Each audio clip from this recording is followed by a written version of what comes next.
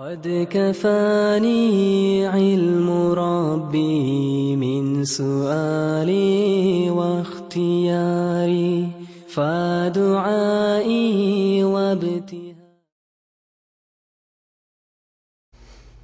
Assalamu alaykum savaqdaşlar. İkinci kısım kitabımıza hoş geldinler. Biz hazır Durus Lughatul Arabiyya li gayri natiqina biha degan kitobninki ikinci kısım birinci dersini başlaymiz. Hoşunda bolsa biz ilgiriki birinci kısımda o'qigandak her dersin so'zlashdan ilgari shu darsdagi muhim grammatikalik mazmunlarni so'zlatib bo'lgandan keyin darsimizni boshlaymiz. Sizlar kundalik grammatikani maxsus tizimlab, maxsus buni daftar tutib, buni pishiq yodalab, o'zlashtirib ma'nosizlar. Hoşunda bolsa biz darsimizni boshlaylik. Bismillahirrohmanirrohim. Hoşunda bolsa bugungi darsimizda o'rgatmoqchi bo'lgan grammatikalik mazmun nima deganda endi arab tilida huruf mushabbihatun bil fi'li, ya'ni fe'lga o'xshab ketadigan harflar deb 6 dona harf bor. Bu harf, bu fe'lga o'xshab ketadi deymiz. Ya'ni bu bir qancha jihatlarda harflarning soni va undan boshqa jihatlarda fe'lga o'xshab ketgachga buning ismini fe'lga o'xshab ketadigan harf deb qo'ygan. Biz bu fe'lga o'xshab ketadigan harfdan bugun ikkini o'rganamiz. Uning birinchisi inna. Inna bunun ma'nosi jazman, haqiqatan degan ma'nolarda keladi. Ya'ni jumlaning mazmuni kuchaytirish uchun keladi. Shunga biz buni deymiz harfi tavkid deb ataymiz. Ya'ni ta'kidlash harfi deb ataymiz. Xo'sh, endi bu qaysi xil jumlaning boshiga kiradi deganda, bu ikki xabarlik jumlaning boshiga kiradi. Ya'ni ikki xabarlik. Masalan, Muhammadun talibun. Muhammad o'quvchi. Bu jumla qaraydigan bo'lsak, biz Muhammadning o'quvchi ekanligidan xabar berdik. Demak, Muhammad mubtada, ya'ni igi bo'ldi. Talibuncho xabar, ya'ni jumlaning to'liqlovchi qismi bo'ldi. Endi mana mushuning o'xshash bu ikki xabarlik jumlaning beshiga kiradi. Shundaqla as-sayyaratu jamilatun qaraydigan bo'lsak, mashina chiroyli. As-sayyara jumlaning igisi, ya'ni mubtada, jamilatun xabar. Mana mushu ikki jumlaga o'xshash mubtada xabarlik jumlaning beshiga kiradi. Endi shu jumlaning beshiga kirib bo'lgandan keyin qanday o'zgarishlar bo'ladi deganda, bu mubtada xabarlik jumlaning beshiga kirib, shu jumlaning mubtadasini o'zining ismisi qiladi. Ya'ni o'zining ismi bo'ladi. Ya'ni innining ismisi deb ataladi. Shu jumlaning xabarini innining xabari deb ataladi. Masalan, Muhammadun talibun. Buning innini kirgizsak, inna Muhammadan talibun bo'ladi. Es-seyyaratu cemilatun. Bunun inini kirgizsak, inna seyyarata cemilatun bo'ladi. Xo'sh, endi bu ini kirib bo'lgandan keyin qanday o'zgarishlar bo'ladi? Buningki qanday bir oxirida qanday o'zgarishlar bo'ladi deganda, endi ma misol qaraydigan bo'lsak, mana inni kirdi. Inna Muhammadan talibun. Inna seyyarata cemilatun. Inini kirishning oldida bu Muhammadun talibun. Yani mubtada peş o'qiladi, xabar mucho peş o'qiladi. Am inining kirishi bilan Muhammadan deb bu jumladagi aslidagi mubtada nima o'zgarib ketdi? Zavar o'zgarib ketdi. Nima uchun? Chunki inining ismisi nima o'qiladi? Zavar o'qiladi. Inining xabarichi peş o'qiladi. Inni kirgandan keyin bu jumla mubtada xabarlik jumla deb atalmaydi. Bu inna harf tavkid deb atsaqmi bo'ladi yoki harf mushabbihatun bil fi'l deb atsaqmi bo'ladi? Inna harf tavkid. Muhammaddan innining ismisi deymiz. Ya'ni ismi inna. Ya'ni bu mubtada xabarlik jumlaning beshiga kirib, mubtadani o'zining ismisi qiladi degan. Talibuncho innining xabari. Muhammaddan nima uchun zivara qildi? Innining ismisi o'g'anlik uchun. Innining ismisi nima qiladi? Zivara qiladi. Bu jumla qaydigan bo'lsaqmi, as-sayyaratu jamilatun. Inni kirgandan keyin inna sayyarata jamilatun. Xo'sh, qaraydigan bo'lsak, buningmi innining ismisi bo'lgan as-sayyarata zivar qildi. Ya'ni bu inni kirishdan ilgari mubtada bo'lgan bo'lsa, inni kirib bo'lgandan keyin innining ismisi, ya'ni ismu inna. Ismu inna zivar qiladi. Shuning uchun nima qildi? Zivar qiladi. Xabaru innacho pasha qiladi. Demak, bu mazmunda sizlar tutib olgan masala nima deganda, inna harf mushabbihatun bil fi'li bo'lib, jumlaningki mazmunni kuchaytirish, ta'kidlash uchun keladi. Shundaqla mubtadani o'zining ismisi qilib zavar qiladi, xabarini o'zining xabari qilib pesh qiladi. Xo'sh. Bunun tərcüməsi də məndə özgürüş buludu. Məsələn, inna Muhammadan talibun. Muhammed həqiqətən oxuğucu, cəzmən oxuğucu. İnna seyyarata cemilat. Maşina həqiqətən çiraylıq degəngə oxşar. Yəni cümlənin ümumi məzmunu küçəytirildi. Bugünkü dərsin birinci məzmunu bu. Əmdə bu aşkar isimlarga kirgan vaqtda mana shundaq bo'ladi. Endi bu biz ilgirki darslarimizda o'rgangan almashlar, kishilik almashlarga kiradi. Masalan, qaraydigan bo'lsak, inna buningga huva, ya'ni jazman u demoqchi bo'lsak, innahu bo'ladi. Hiya, inniga yana qo'ysak nima bo'ladi? Innaha. Hammasining egilik kelish shakli qaranglar. Innaha. Antinuncho innaka jazman san. Antinuncho innaki jazman san ayol. Ananinki inni yoki innani. Inni desak nima bo'ldi? Innani desakmi bo'ladi. Asli inna bo'lgandan keyin ananing egilik kelish shakli nima etdi? Ya, inni bo'lish kerak. Mana nun qaysi nun ortiq nun desak, bu nima deb ataymiz? Nunul viqoya deb ataymiz buni. Yani ne deyimiz? Nunul viqoya. Innani deki artık nun. Bu viqoya nun degen nima nun? Saqlash nuni. Mesela inni desek, innaning nuni inni deb zirga o'zgarib ketadi. Yani şu innani zir o'qilishdan saqlab qilish uchun yana bir nunni kelib inna ni deb innaninki asli o'qilish holatini saqlab qilish uchun kelganligi uchun buni nunul viqoya, yani saqlash nuni deb atalgan. Yani innani desek mi bo'ladi, inni desek mi bo'ladi? Hum qo'shmoqchi bo'lsak, innahum, hunna, innahunna, antum, innakum, antunna, innakunna, nahnu, innana. Xo'sh. Mana bu kishilik almashlarga shunga o'xshash qatiladi. Ham ikkinchi qilib bugungi darsda o'rgatmoqchi bo'lgan mazmun nima deganda qaraydigan bo'lsak, endi biz boshqalardan ikki xil shaklda javobning birini tanlashni maqsad qilib savol so'rgan vaqtimizda, masalan, siz o'quvchimi, tijoratchimi? Siz Jungodinmi, Yaponiyadanmi? Siz Uyg'urmi, Turkmi? Deganga o'xshash, shunda ikki xil holatning birini tanlab javob berish shakldagi bir savolni so'rmoqchi bo'lsak, biz jumlaning egisini, ya'ni kishilik almashni o'ttirga kelamiz. Masalan, siz o'quvchimi, savdogarmi demoqchi bo'lsak, atalibun anta am tujjarun. Mu degan gap, talibun o'quvchi, antacho sen, tujjarun savdogar. Ya'ni talibun anta am tujjarun. Siz o'quvchimi yoki savdogarmi deganga o'xshash. Am tajirun. Masalan qarayli, anta mujtahidun kaslan amni. Siz tirishchanmi yoki hurunmi? Demak bo'lsak nima deymiz? Cho'qim antina keladi, ikki tanlash so'zining o'ttirig'i keladi. Sual qo'shimchasi doim jumlaning beshida keladi. Shunga amujtahidun anta am kaslanu deymiz. Ya'ni am degan yoki degan gap, yoki. Amujtahidun anta am kaslanu. Mana mushkil qurilma bo'yicha savol so'raladi. Masalan, hiya as-Sin al-Yaban. Endi u Jungodinmi, Yaponiyadanmi demoqchi bo'lsa, buningga amina as-Sin hiya am min al-Yaban. O Jungodinmi yoki Yaponiyadanmi? Demak, buningda kishilik almashna keldi. O'ttirga. Endi siz doktor, sestra dedi. Endi ayol kishi, siz doktormi yoki sestrami deb so'rmoqchi bo'lsak, antinaga kelamiz o'ttirga. Savol so'rash qo'shimchasiga kelamiz jumlaning beshiga. Atabibatun anta am mumarridatun. Siz doktormi yoki sestrami deganga o'xshash. Mana bunning misollari tekstda nihoyat ko'p chiqadi. Endi ikkinchi qilib o'rgatmoqchi bo'lgan mazmun, uchinchi qilib o'rgatmoqchi bo'lgan mazmun nima deganda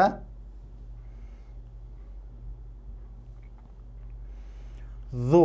Endi zuning ma'nosi igisi degan ma'noda.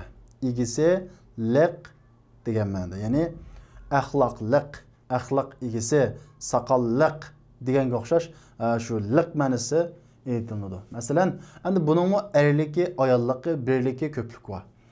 Zu erlagi ishlatiladi. Erlar birlik uchun.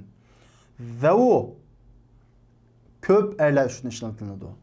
Zatu yolg'iz ayol uchun ishlatiladi. Zavatu ko'p ayollar uchun ishlatiladi. Masalan, hada talibu zu xuluqin.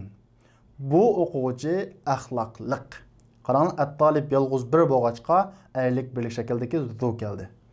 İkincisi, haula'i tullabu zavu xuluqin. Bu o'quvchilar axloqliq.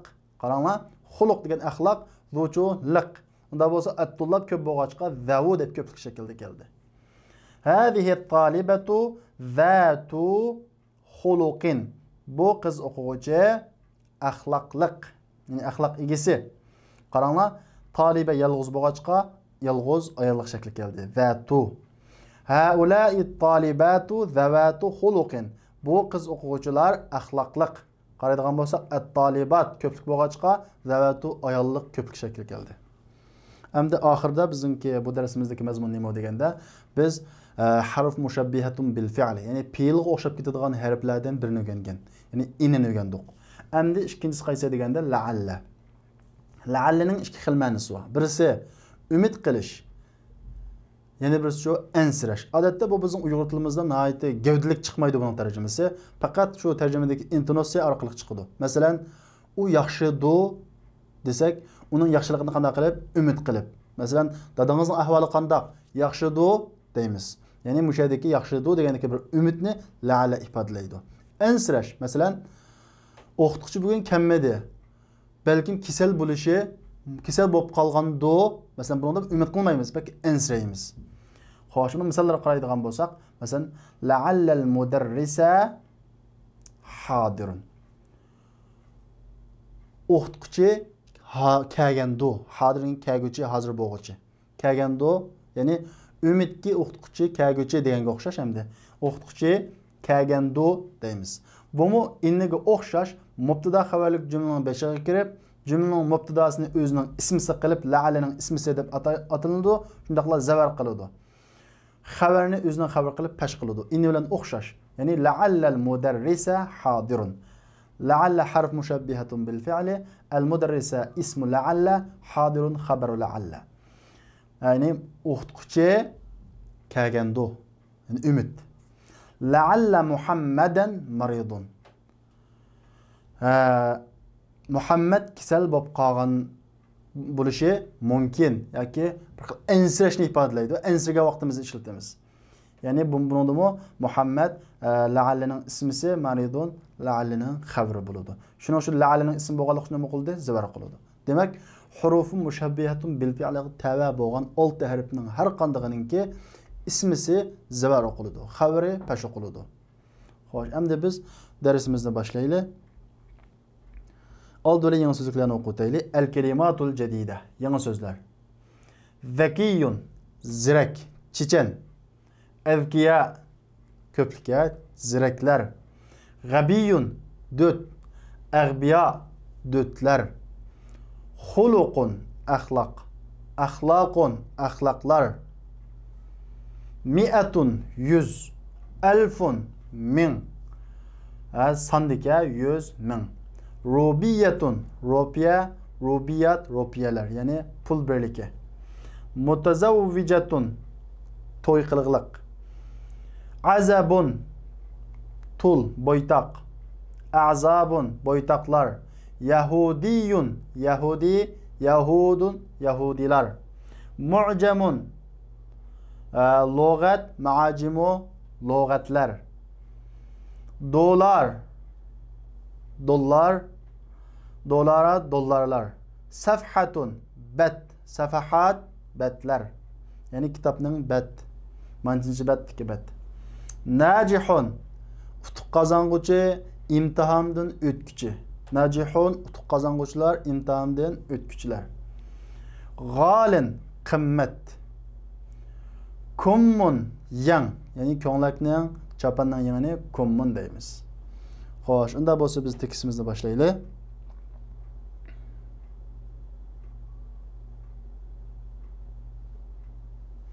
Bismillahirrahmanirrahim. Ad-darsul awwal, birinchi dars. Bu Hashim bilan mudarris, ya'ni o'qituvchining o'tirisidagi dialog. Assalomu alaykum va rahmatullohi va barakatuh. Va alaykumussalam va rahmatullohi va barakatuh. Kayfa haluka ya ustadu? La'allaka bi khayr. Ustoz, ahvolingiz qandoq? yaxshido, ya'ni la'allaka bi xayr deganimiz nima? Balkim siz qandaydo, yaxshido degan gap. Bu la'allami kishilik almashib qo'shilib ishlatiladi, ha? Alhamdulillah, Allohga shukri. Va kayfa haluka anta ya Hashimu? Hashim, va sening ahvoling qandaq? Ana uhibbuka kathiran ya Hashim. Hashim, men seni intayin yaxshi ko'raman. Uhibbuka kathiran. Intayin qana qilaman? Yaxshi ko'raman. Uhibbuka, seni yaxshi ko'raman. Kathiran, ko'p intayin.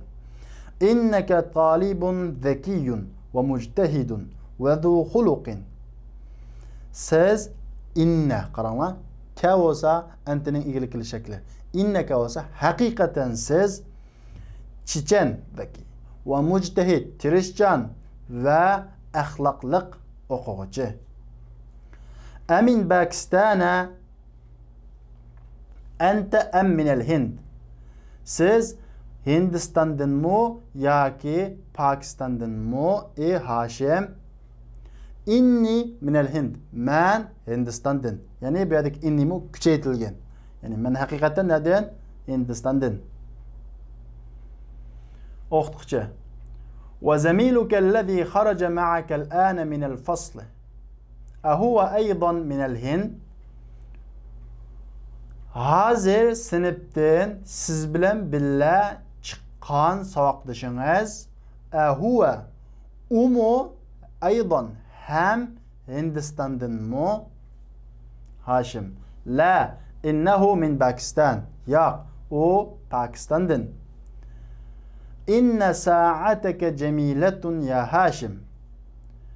Hashim, soatingiz chiroyli. Haqiqatan qanday? Chiroyli. Inna. Amin al-Yabani hiya, o Yaponiyaning mu? La, innaha min al-Hind. Yo'q, jazman o Hindistondan. Endi bu jazman degan gap bizning yurtda asosan chiqmaydi o'chi buning tarjimasi. Ammo kuchaytiriladiganligini bilib olsak bo'ladi. Aghaliyatun hiya am rakhisatun. O qimmatmi yoki arzonmi? Rakhisatun arzon. Innaha rakhisatun jiddan. Jazman o intayin arzon. Innaha jazman o bimi'ati rubiyatin faqat. Faqat 100 rupiya. Mi'a degan nima? 100. Ba odatda bahoni bildirgan vaqtda sana qo'shilib keladi. Ya'ni faqat 100 rupiya. Kam akhallaka ya Hashim. Hashim, sizning qancha o'g'il qarindishingiz bor? Li thalathatu ikhwatin. Mening 3 o'g'il qarindishim bor. Atullabun hum, ular o'quvchilarmi? La, innahum tujjarun. Yo'q, ular savdogarlar. Va kam uxtallak, va sizning qancha qiz bir tuqqaningiz bor? Li arba'u akhawatin. Mening 4 qiz qarindishim bor. Afil hindi hunnal an, ular hozir Hindistondami? La, innahunna huna bil madinatil munawwarati ma'a abi va ummi. Yo'q, ular bu yerda Madina Munavvarda dadam va anam bilan billah. Innahunna jazman ular. Jumla mazmuni kuchaytdi, ha? At-talibatun hunna, ular o'quvchilarmi? La, yo'q. Innahunna mudarrisatun bil madras. Innahunna mudarrisatun bil madrasati thanawiyya. Yo'q, ular to'liq o'rta maktabda o'qituvchi. Xo'sh. Unda bo'lsa, tekstimiz mushayda oxirlashdi. Sizlar tekstni qayta o'qish orqali bugungi darsdagi grammatikalik mazmunlarni tahlil qilib chiqsizlar. Xo'sh, unda bo'lsa biz ko'nikma kelaylik. Tamarin.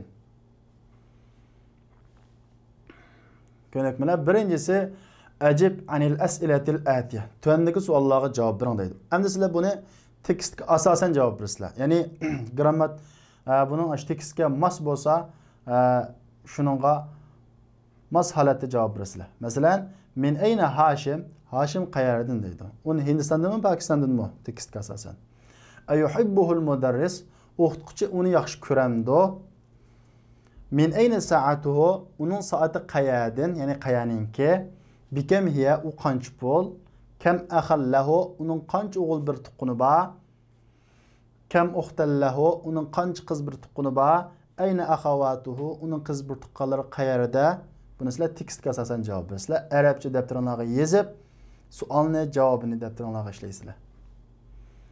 İkincisi, ضع هذه العلامة صحيح أمام الجمل الصحيحة وهذه العلامة خطأ أمام الجمل التي ليست صحيحة.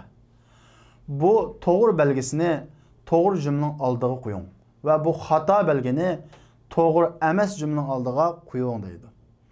Hem de bu tekstga asasen, grammatikalik mazmunga emas, tekstga asasen doğru bo'lsa doğru qo'yisizlar, xato bo'lsa xato belgisi qo'yisizlar. Birincisi qaranglar. Hashim talibun kaslanu deydi. Doğru mu xato? Xato.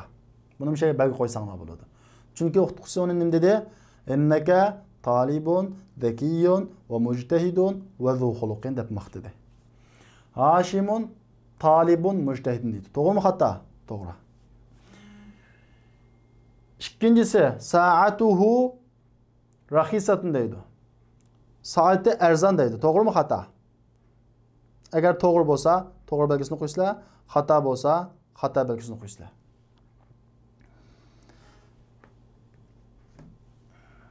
Saatuhu g'aliyatun deydi. Soat arzonmi, qiymatmi? Endi bizlar tekstni pishiq o'qib bo'lgandan keyin bu masala sizlarga oydinlashadi. Üçüncüsü qarab baqaylik, ta'ammal ma yali. Tuandagilarni mulohiza qiling deydi. Xo'sh, biz buni darsdan ilgari so'zlab bo'lgan. Qaraydigan bo'lsak, inna, ya'ni harfi tavkid, ya'ni ta'kidlash uchun keladigan bu harfninki kishilik almashlar bilan birikkan vaqtda bo'ladigan o'zgarishi. Ya'ni biz buningki egilik kelish shaklini o'rgangan. Bu inna cho'qim egilik kelish shakli qo'shiladi bu inna bilan. Masalan, innaga huwani qo'shsak innahu, hiyani qo'shsak innaha, antini qo'shsak innaka, antini qo'shsak innaki, anani qo'shsak inni yoki innani. Humni qo'shsak innahum, hunnani qo'shsak innahunna, antumni qo'shsak innakum, antunna qo'shsak innakunna, nahnuni qo'shsak inna yoki innana. Xo'sh. To'rtinchisi, adkhil inna alal jumalil atiya. Tuandagi jumlaga innini kirgizing deydi. Xo'sh, endi innini tushungan bo'lsak, tuandagi mashqqa innini kirgizib ishlaymiz. Men misol bilan shuni bilan ikkini ishlab beraman.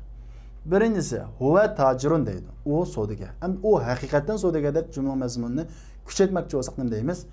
Innahu tajirun deymiz. İkincisi, ana talibun, men o'quvchi. Endi men haqiqatan o'quvchi deb jumla mazmunini kuchaytmoqchi bo'lsak nima deymiz? Inni talibun yoki innani talibun. Qolganini o'zing ishlang. Beşincisi, iqra'il amthilatal atiya. Tuandagi misollarni mulohiza qiling deydi. Ya'ni inna mubtada xabarlik jumlaning beshiga kirgan vaqtda bu in jumlada qanday o'zgarishlarni elib keladi deganda al mudarrisu jadidun. O'qituvchi yangi. Al mudarrisu mubtada, jadidun xabar bo'ldi. Inning kirishi bilan bu al mudarrisu innal mudarrisa jadidun bo'ldi. Inna harfi tavkid, al mudarrisa ismu inna, shuning uchun nima qildi? Zivor qildi. Jadidun xabaru inna. Shuning uchun pash qildi deymiz. Masalan, Fatimatu tabibatun. Endi Fatima pash qildi. Nima uchun pash qildi? Mubtada bo'lganlik uchun. Tabibatun pash qildi. Nima uchun? Xabar bo'lganlik uchun. Inna kirdi. Inna Fatimata tabibatun. Inna harf tavkid, Fatimata ismu inna, tabibatun xabaru inna. Fatimata ismi inna bo'lganlik uchun zivor qildi deymiz. Ya'ni innaning ismisi nima qiladi? Zivor qiladi. Hamidun mutazavwijun. Hamid to'y qiliqliq. Ya'ni Hamid mubtada, mutazavwijun xabar. Inna hamidan mutazavwijun desak, inna harf tavkid, hamidan ismu inna, mutazavwijun xabaru inna. Hamidaning zivor qilishi innaning ismi bo'lganlik uchun, mutazavwijun innaning xabari bo'lganlik uchun pash qildi deymiz. Oltinchisi, adkhil inna alal jumalil atiya wadbit awakhir al kalimat. Innini tuandagi jumlalarga kirgizing va so'zlarning oxirlarini bekiting deydi. Ya'ni inni kirgandan keyin so'zlarning oxiri qanday qiladi? Birinchisi qaraylik. Ad-darsu sa'bun deymiz. Xo'sh, innini kirgizsak nima bo'ladi? Inna darsa sa'bun. Ad-darsa zivor qiladi. Ya'ni innining ismisi nima qiladi? Zivor qiladi. Innining ismisi degan qaysi? Aslidagi mubtada innining ismisi bo'ladi. Inni kirgandan keyin. As-sayyaratu jamilatun. Inna as-sayyarata cemiletun. El-Kur'anu kitabullah. Kur'an Allah'ın kitabı. Kur'an mubtada peş okuldu. Kitabullah haber şunu kitabına qanday okuldu? Peş okuldu. İnni kirgenden keyin innel Qur'ana kitabullah. Kur'an inning ismi bo'lganligi uchun zavar oqildi. Kitabullah inning xabari bo'lganligi uchun peş oqildi deymiz. Muhammedun sallallahu aleyhi ve sellem Rasulullah. İnne Muhammeden sallallahu aleyhi ve sellem Rasulullah. İnni kirgenden keyin Muhammed nima o'qiladi? Zavar o'qiladi. Qolganini o'zing anglab boqinglar. Yettincisi teammelil misaleyn. İki misalni mulohaza qiling. Ya'ni bizga oldi bilan ikki misal berdi. Thumma kawwin jumalan mithlahuma deydi. Ondan keyin u ikkisiga o'xshash jumla tuzan tuandagi so'zlardan deydi. Xo'sh, unda bo'lsa ikki misal qaraylik. Birinchisi Aminal hindi anta am min Pakistan deydi. Siz Hindistondanmi yoki nedimmi Pokistondanmi deydi. Siz degan bu kishilik almashna keldi, o'ttirib keldi. Biz buni darsning boshida so'zlab o'tgan. İkincisi qaraylik. Atabibun anta am muhandisun. Demak, birisi urun, davlat tabaliki, yana birisi kasb. Meli bu davlat tabaliki bo'lsin, meli urun bo'lsin. Ikki narsani tanlash holatida savol sormoqchi bo'lsak, bu shaklda so'raymiz. Atabibun anta am muhandisun. Siz doktormi yoki nima injenermi? Birinchisi qaraylik. Anta mujtahidun kaslan. Nima deymiz?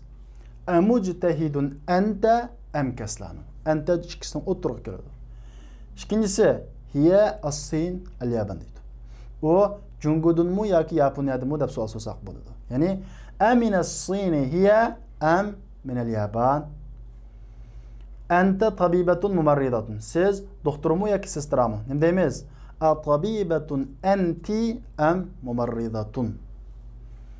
To'rtinchisi, ular nasaralarmi yoki yahudilarmi deb sorsak bo'ladi. Nima deymiz?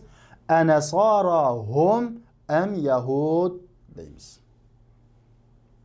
Qolganini o'z anglashib boqinglar. Ya'ni bu masjidmi yoki maktabmi? Bu mudirning mashinasimi yoki o'qituvchining mashinasimi? Siz bo'ytaqmi yoki to'y qiliqliqmi deganga o'xshash. 8-inchisi ta'ammalil amsilatal atiya. Tuandagi misollarni mulohaza qiling. Lizu, ya'ni zunu misollari. Qaraydigan bo'lsak, biz zuni liq igisi deb tarjima qilgan. Mudiruna zu lihyatin tawilatin. Mudirimiz uzun saqalliq. Xo'sh, endi muzoniga yana bir alohidaligi nima deganda, zu doim mudof bo'lib keladi. Ya'ni mudof. Buningga bir muzofun ilayh cho'qim keladi. Qaraydigan bo'lsak, zu lihyatin saqalliq. Zu mudof bo'ladi, lihyatin bo'ladi, mudofun ilayh bo'ladi. Xo'sh. Hada daftaru zu waraqin musattarin. Bu daftar siziqliq varaqliq. Qaraylik. Mana zu mudof miyada varaqin bo'ldi, mudofun ilayh. Musattar varaqni qanday qilib keldi? Supatlab berdi. Ahmad talibun zu ilmin va xuluqin deydi. Ahmad ilmlik va axloqliq o'quvchi deydi. Xo'sh, qani o'zing tarjima qilib boqinglar. 9-incisi iqra'il amthila thumma hawwilil jumalal atiyata mithlaha.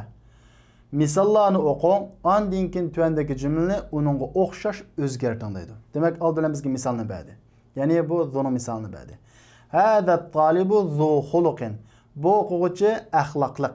Qaraydigan bo'lsak, zu erlik, birlik. At-talib bu bo'lganlik uchun. Erlik, birlik bo'lganlik uchun. Haula'i tullabu zavu xuluqin. Bu o'quvchilar axloqliq. At-tullab erlik ko'plik bo'lganlik uchun zavu deb erlik ko'plik shakli keldi. Hadihi talibatu zatu xuluqin. Bu qiz o'quvchi axloqliq. Qiz o'quvchi birlik bo'lganlik uchun, ayollik bo'lganlik uchun zatu ayollik birlik shakli keldi. Haula'i talibatu zavatu xuluqin. Bu qiz o'quvchilar axloqliq. Demak, bu yerda talibat ayollik ko'plik bo'lg'achqa, zavatu ayollik ko'plik shakli keldi deymiz. Endi aslındagi misolga biz yuqoridagi misolga o'xshash o'zgartib ishlaymiz. Masalan, birinchisida hadar rajulu zu malin kafirin. Bu odam ko'p mal egisi. Bu odam ko'p mal egisi. Endi bu kishilar ko'p mal egisi demak bo'lsak nima deymiz? Haula'ir rijalu zawu malin kafirin deymiz. Ya'ni rijal ko'plik, zavu qanday keladi? Ko'plik keladi. Rijal ko'plik bo'lgan ekan, buni ko'rsatmoqchi bo'lgan haula'im qanday keladi? Ko'plik shaklda. Endi ayollik deydi. Hadihil mer'atu ne deymiz? Zatu malin kethirin deymiz. Birlikte mer'atu. Bu ayal köp pul egisi. Yani bu ayallar köp pul egisi demekçi olsakçı. Haula'in nisa'u zavatu malin kethirin. Bu ayallar köp pul egisi deymiz. Hoş. 10'uncusu adkhil la'alla alel cümelil atiye ilmen bi enne la'alla min ahavat inna deydi. Qarama. La'allini tüvendeki cümlege kirgizun. İlmen şunu bilgen asasta bi enne yani la'alla ininin qarindaşlarıdır deydi. Yani la'alla bilen ini qanda qarindaş. Biz huruf muşabbihatun bil fi'li 6 dana degan. Biz bugün qanchasini o'rgandik? 2sini o'rgandik. Yani inni bilan la'allani. Xo'sh, bu qarindosh deyishga maqsad nima deganda, inni mubtada xabarlik jumlaning beshiga kirib, mubtadasini o'zining ismi qilib, xabarini o'zidan xabar qiladi. La'alla shuning o'xshash mubtadani o'zining ismi qilib zavar qiladi, xabarini o'zidan xabar qilib pash qiladi. Masalan, huwa bi khayrin. U yaxshi. Nima deymiz endi la'allani kirsak, la'allahu bi khayrin. O yaxshi deymiz. Endi damirlar la'allaning ismisi huwa bo'ldi. Bu pash o'qilish kerak qo. Desa, bu bir xil turda desa, bu damirlarni biz nima deymiz? Mabni deymiz. Bir xillam turadigan. Buning pashlik alomatini nima deymiz biz? Taqdiran pash deymiz. Chunki bu damirlarning hammasini biladi mabni. Mabni degan nima? Qurilib ketgan, faqat o'zgarmaydigan, bir xillam turadigan ismlar va arab tilida. Shularni biz mabni deb ataymiz. La'allahu bi khayrin deymiz. O qanda yaxshi. Xayrining zir qo'shilgan sababi ba'ning kirganlik tufayli. Bo'lmasa u nimalik o'rinda? Pashlik o'rinda.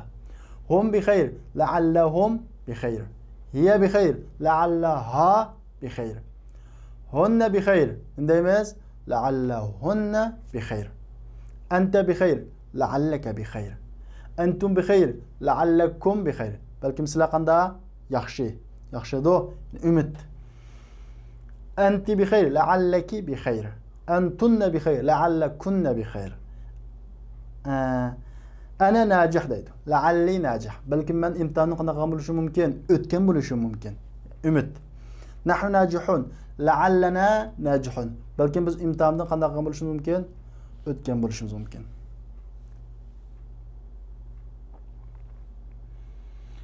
Al-mudiru fi ghurfatihi deydi. La'alla al-mudira fi ghurfatihi. Qarang, mudirni nima qilamiz? Zabar qilamiz. Ismisi bo'lganlik uchun. La'alla al-mudira fi ghurfatihi. Belki mudir yatağıda bo'lishi mumkin. Umid. Al-ixtibaru sahlun. La'alla al-ixtibara sahlun. Balki imtihon qanday bo'lishi mumkin? Oson bo'lishi mumkin. Imtihonning oson bo'lishini qanday qilamiz? Umid qilamiz. 11-si iqra'il misalayn. 2 misolni o'qing deydi.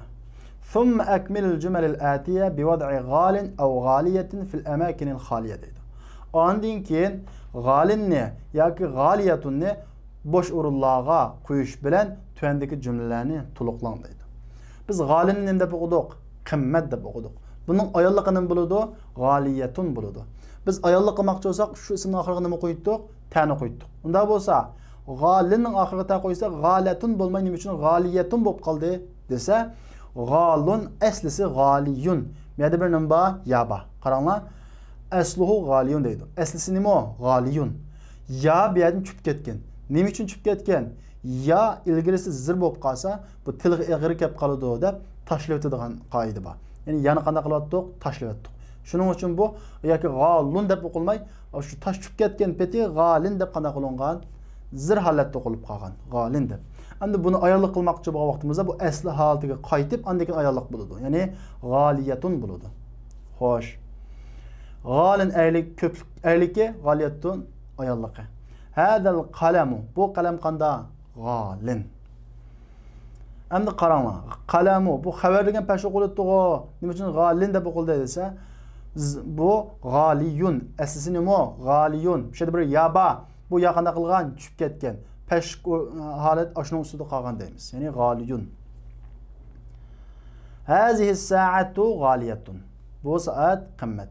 Qalam erlik shakldagi ism bo'lg'achqa g'alin keldi. As-saat oxiri kichik taba ayollik shakldagi ism bo'lg'achqa buning ayollik shakldagi g'aliyatun keldi. Al-kutubul arabiyyatu qimmat fi baladina. Bizning yurtimizda qimmat desak. Arabcha kitoblar bizning yurtimizda qimmat. Kutubul arabiyyatun deymiz, g'aliyatun deymiz. Gali ayollik shaklda keladi. Kutub qanday bo'lganligi uchun jonsiz narsalarning ko'pligiga ayollik birlik bo'yicha muomala qilamiz degan qoida bor. Unutib qolmagan bo'lsanglar. Shu kutub bu garchi erlik shaklda kelsin bo'lsa-mu, bu qanday bo'lganligi uchun jonsiz ko'plik bo'lganligi uchun buningga nima qilamiz?